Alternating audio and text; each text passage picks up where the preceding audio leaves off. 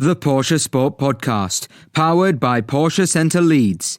Test drive the new Porsche Taycan and experience soul electrified. Welcome to the Porsche Sport Podcast, live from the 24 Hours of Le Mans. Hello Porsche Sport fans, it's Peter Mackay here. Welcome to our preview show of the Le Mans Centenary in 2023. It's a very special year, the 100th anniversary of the first ever running of the Le Mans 24 Hours, and it's a race that Porsche have been involved with pretty much since the beginning of their life as a car company, since 1951 when they won in class with the number 46 356 SL. Now, a lot has changed since that class win with that little 1.1 litre machine all the way back in 1951.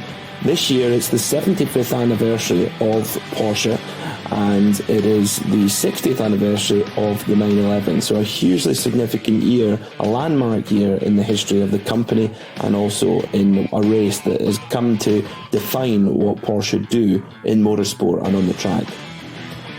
And, well, the armada of Porsches that are heading to the 24 Hours of Le Mans to compete this week is, well, quite remarkable. After 6 years of absence, Porsche are back in the top class. After the end of the 919 LMP1 hybrid program, it's been a long wait. We've had some excellent GT racing, of course, since then, but now we're back with the Porsche 963 run by the new Porsche Penske Motorsport Alliance, or the revived Porsche and Penske Motorsport Alliance. Of course, back in 2005, the Porsche and Penske firms came together to compete with great success with the RS Spider all the way through to the end of 2008. Of course, Penske were involved with Porsche's Can-Am project back in 1972 and 1973, and then of course with the IROC One Make series as well with the Carrera RSRs. But this is a serious assault on outright victory at Le Mans.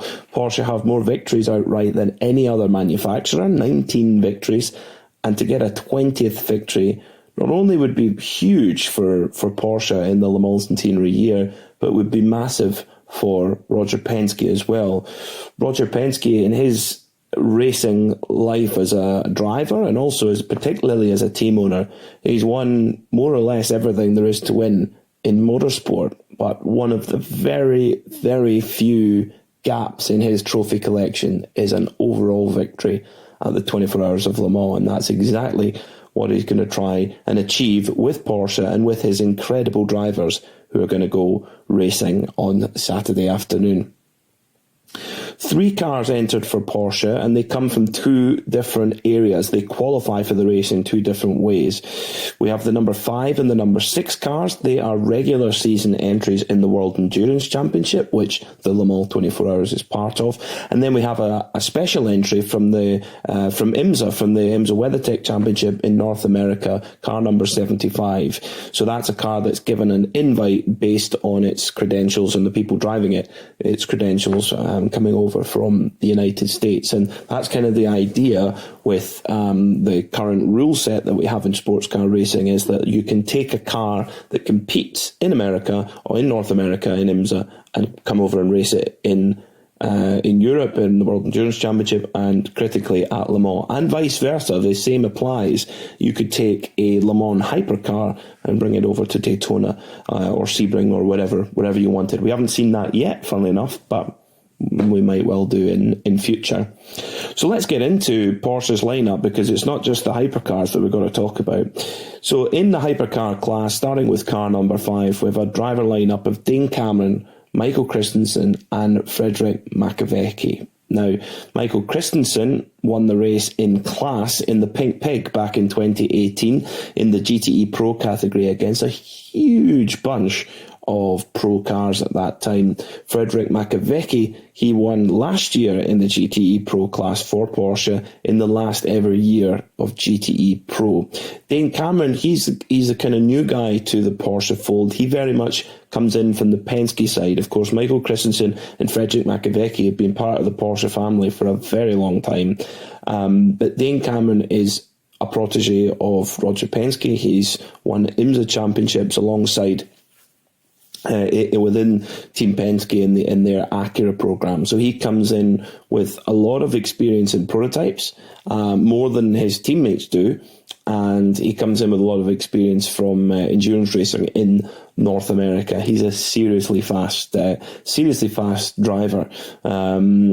Curiously, I was very surprised to see Dane placed in the World Endurance Championship program, given how experienced he is in North America. But there's been quite a few controversial driver lineup decisions, not in terms of who has been hired. I think all of the hires have been brilliant, but where they've been put in each car has been quite controversial, for no other word than that.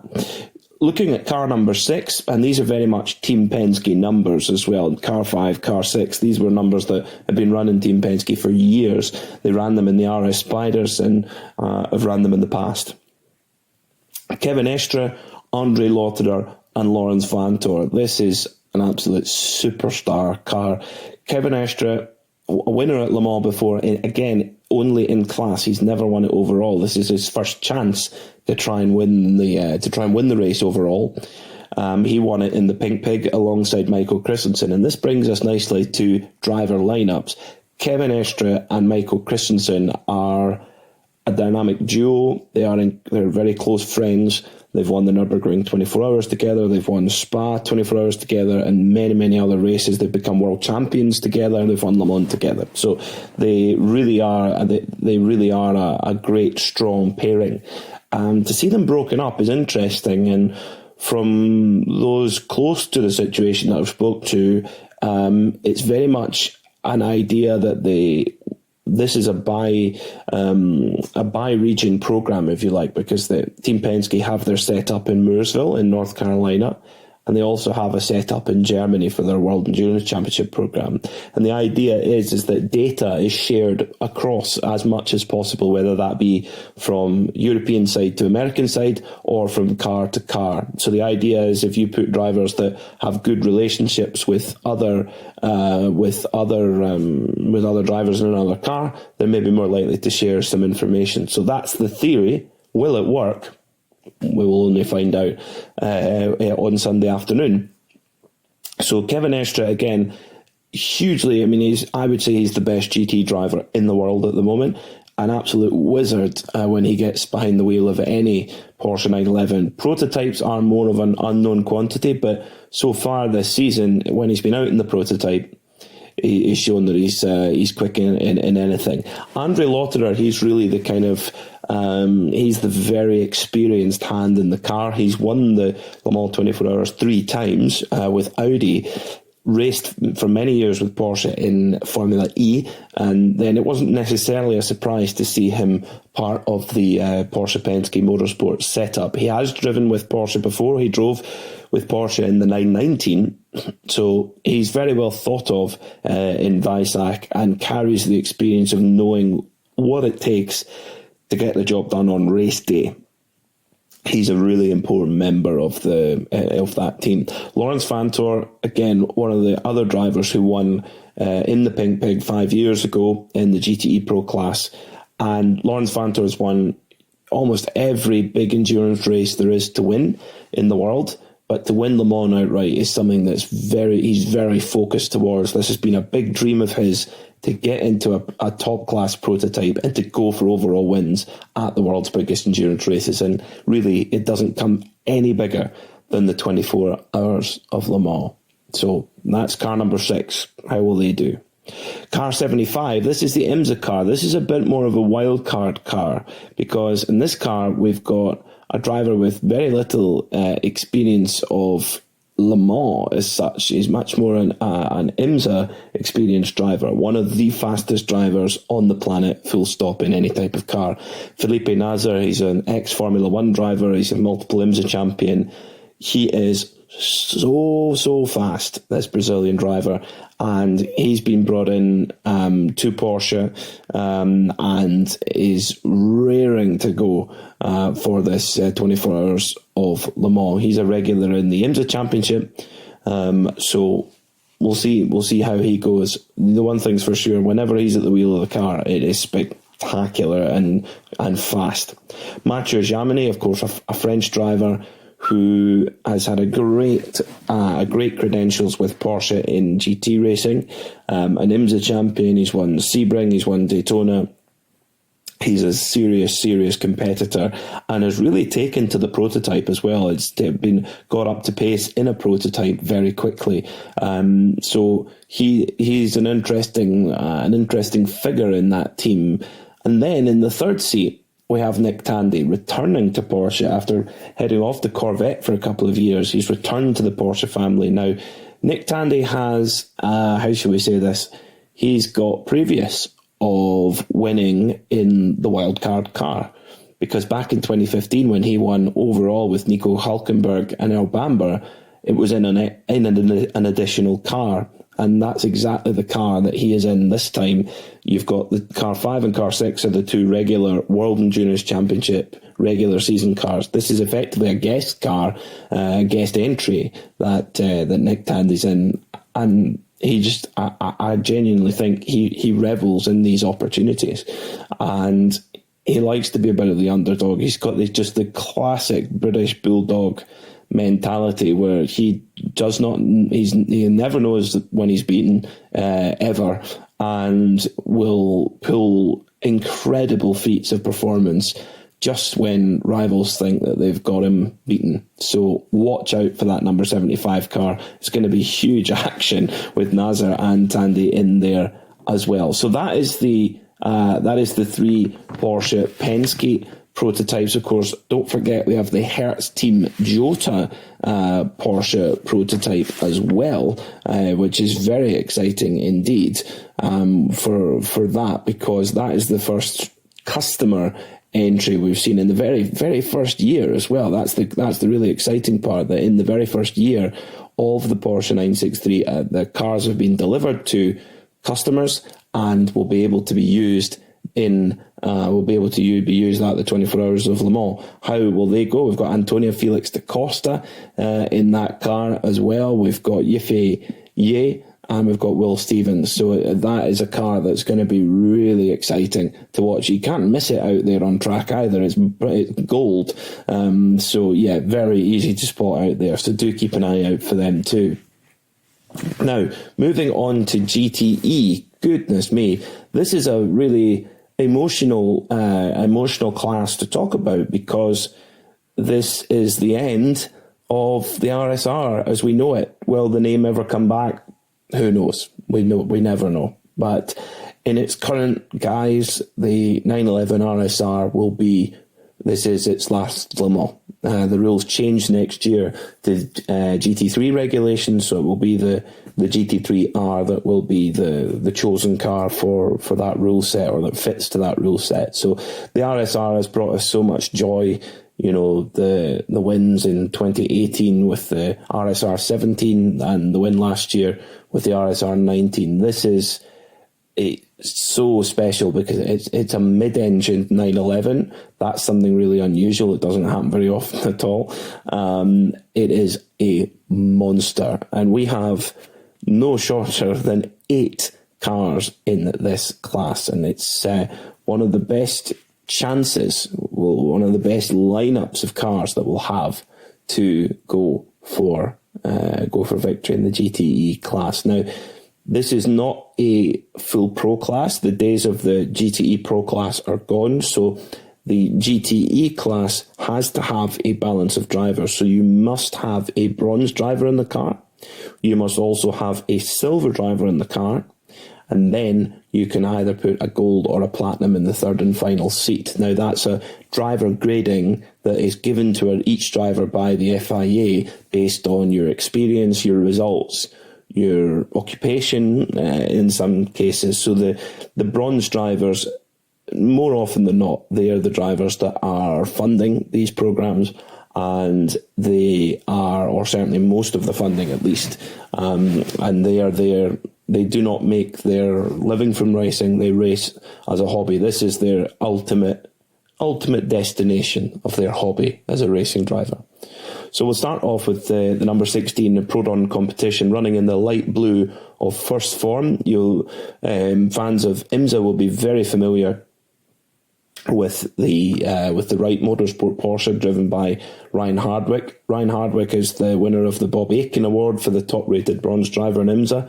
He got an invitation to come to Le Mans, and he has taken up that invitation with Proton competition, and he will drive alongside regular teammates Zachary Robichon, one of the fastest silver drivers in the world, and Jan Halen, who gold driver, who has just had amazing renaissance in his career over the last 4 or 5 years with Porsche, with Wright Motorsports, and with Ryan Hardwick. Both of them have got on really, really well in the kind of mentor and friend capacity, and in the competition capacity they've had a lot of success together. So they're a really interesting car to look out for.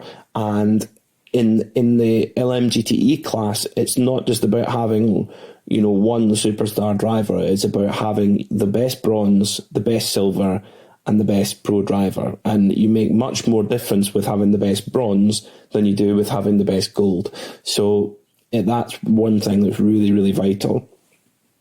Now, run by Project One, there's number 56, AO Racing, or Rexy, as you'll see the car out on track, a bright green car with huge, big, open, gnarly teeth on the front of the car. It's designed to look like a T-Rex, hence the name Rexy. So AO Racing are a team that have burst onto the scene in the last 12 months, owned by PJ Hyatt, very successful tech entrepreneur, who loves racing Porsches. He loves collecting Porsches. He owns the 1983 Daytona 24-hour swap shop 935, amongst many other cool things. So he's the team owner, and he is the bronze driver in the car, a very quick one too. He will drive alongside Gunnar Jeanette, friend of the show. And again, looking at, aren't we lucky here at Porsche Sport with all the drivers that we've mentioned so far? Almost all of them have come to chat to us and share their story with us on Porsche Sport. So do be sure to go and look back into our archive and listen to some of the chats between some of these drivers. Gunnar was relatively recently, and Gunnar Jeanette, he comes from a racing family, but not quite how you would expect it. His dad, Kevin, has an incredible restoration and racing business called Gunnar Racing, looking after some of the most significant Porsches in the world for many, many generations, and also trading them as well. So, and Gunnar is a super quick driver in his own right. Let's be honest, he's a sneaky silver. Shh, don't tell anyone. Shh. He's a bit quicker. He's a bit quick for a silver. So that's really cool. And they're paired up with a driver who we absolutely loved having on the show, Matteo Cairoli, the smiling Italian from Lake Como. He's their gold. He's their pro driver, and what a driver to have. Moving on then to the number 60 Iron Lynx car. This is an interesting one because Iron Lynx have been for so many years linked with Ferrari. So to switch to a Porsche it's a big thing. But the reason why this has happened is that Iron Lynx have signed a contract with Lamborghini, which will start next year.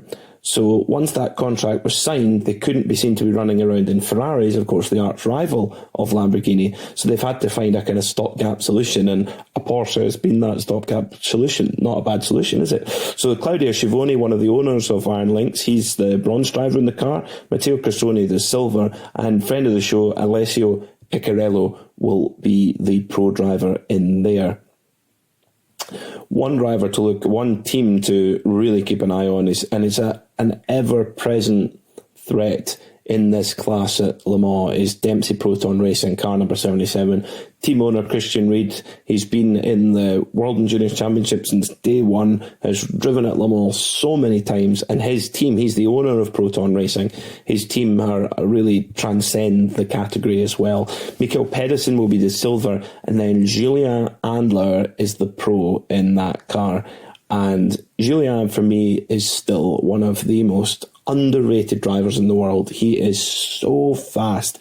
When I commentated at Le Mans 2 years ago, Julien, well, he put it on pole in class. Every time he got in the car, he was fast. And he was going often quicker than the drivers in the pro cars that were running lighter than the car he was in. Just get that, imagine that. So Julien is a serious driver, and whatever the maximum driver time is, they need to have Julien in right up to the last minute of that, because he is so good. Now, I've got the best chance this year at Le Mans to witness history, because car number 85, the Iron Dames, have an opportunity to be the first. To be the first in the modern era female crew to win at Le Mans. We've seen all female crews in the past, but this is the best chance against a huge field of top competition. This is the best chance we're going to see, and the reasons for that are thus: Sarah Bovey in the bronze seat. She is graded as a bronze driver, but she is so fast. She has been the only driver in amongst the bronze drivers to take the fight to Ben Keating, who is widely regarded as the best bronze driver in the world. And Sarah has driven toe to toe with him, has beaten him in qualifying many times now. She is potentially the secret weapon to winning in this category, where, again, remember, how fast your bronze driver is more important than how fast your pro driver is. In the silver seat, we have Michelle Gatting, who's super determined. We've had her on the show as well, and really enjoyed chatting to Michelle, and she's just got this great attitude to her racing, and really wants to try and succeed. And then Rachel Fry, who's been in racing. She raced at Le Mans for the first time back in 2010. She raced for many years with the Iron Dames team. She's the kind of team captain as such, and a very, very safe pair of hands behind the wheel. In the number 86 GR racing car, again, another stalwart of the Le Mans 24 Hours GTE class, Mike Wainwright, the team owner, the commodities trader, Swiss-based commodities trader. Ben Barker, friend of the show, is the pro driver in the car and will line up with Ricardo Pera. Remember when Ben came to join us on the Porsche Sport podcast, he said that they had a Nintendo Wii in their pits where they did Wii bowling and Wii tennis. I wonder if they'll have that set up this year. In the number 88 Proton competition car, we've got Brendan Erebe, the tech entrepreneur, as the bronze driver. Ollie Milroy is the silver, and then in the pro seat, the platinum seat, you have Harry Tinknell, who's recently announced that he will be joining Proton competition to race alongside Jimmy Bruni in a Porsche 963 prototype. Very exciting indeed. Harry raced in a Porsche last year, so he knows the car a bit better now. And he's always fast, is the man from Exeter. And finally, our last but very, very much not least, number 911 Proton competition. This is the car that, for any of you who have watched Michael Fassbender Road to Le Mans, well, this is the return of the Road to Le Mans. Michael Fassbender returning for his second go at the 24 Hours of Le Mans. And I think in a position where he's maybe a little bit better prepared and ready for the hullabaloo that's involved with being a Hollywood megastar racing at Le Mans and everything that entails. Of course, it's sad that his original coach, Felipe Laza, won't be involved because of reasons that we've discussed on the show about him losing his silver status. But he'll be in the paddock, and they still talk, and Felipe's always there to give Michael advice. So I think he's much more ready for it this year. Martin Rump, a very fast Estonian driver, he's the silver driver, and then Team Dad is back, Richard Leeds, and this is where I think the 911 car is going to do much better this year, because Richard Leeds is such a calming influence. He's so experienced, and I think that guidance will be the key to looking after Michael Fassbender in his journey to Le Mans. So a lot of entries for Porsche. We've got 12 by my count cars in the race. Be sure to tune in to all of our interviews. Our producer Luke Holroyd, who's on site at the 24 Hours of Le Mans, and we'll be speaking to lots of the stars of the Porsche world. And of course, don't forget to listen in to all the coverage on Radio Le Mans as well, and you can listen to that wherever you are in the world. Enjoy the race, and let's hope for a Porsche win. The Porsche Sport Podcast, powered by Porsche Centre Leeds. Test drive the new Porsche Taycan and experience soul electrified.